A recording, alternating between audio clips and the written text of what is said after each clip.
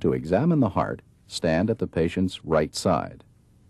Have the patient remain supine with the upper body raised to about 30 degrees. Inspect the precordium, noting any pulsations, heaves, or retractions. There are none here.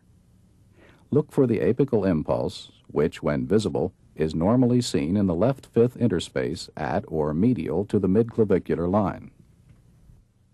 Using your fingertips, palpate for pulsations or heart sounds in the right second interspace, left second interspace,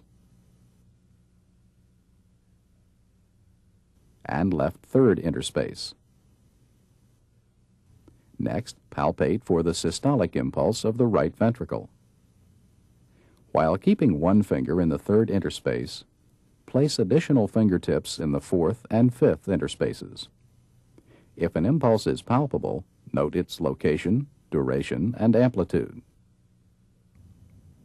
If the patient's chest has an increased anteroposterior diameter, palpate for the right ventricular impulse high in the epigastric area, where it may be easier to feel.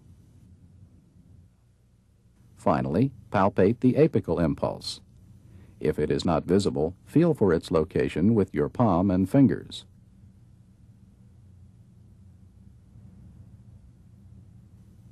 When you find it, assess it with your fingertips.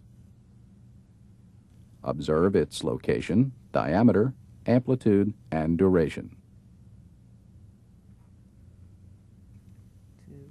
Identify its location by the interspaces in which you feel the apical impulse and by its distance in centimeters from the mid-sternal or mid-clavicular line.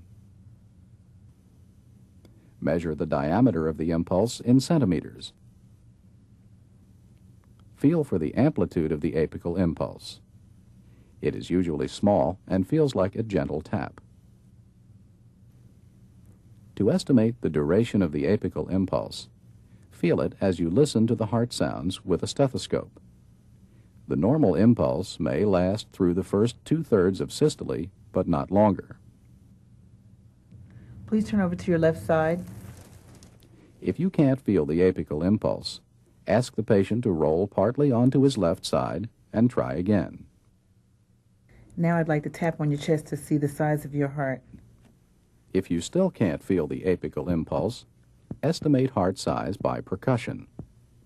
Starting on the far left of the chest, percuss toward the left border of cardiac dullness in the third, fourth, fifth, and possibly sixth interspaces.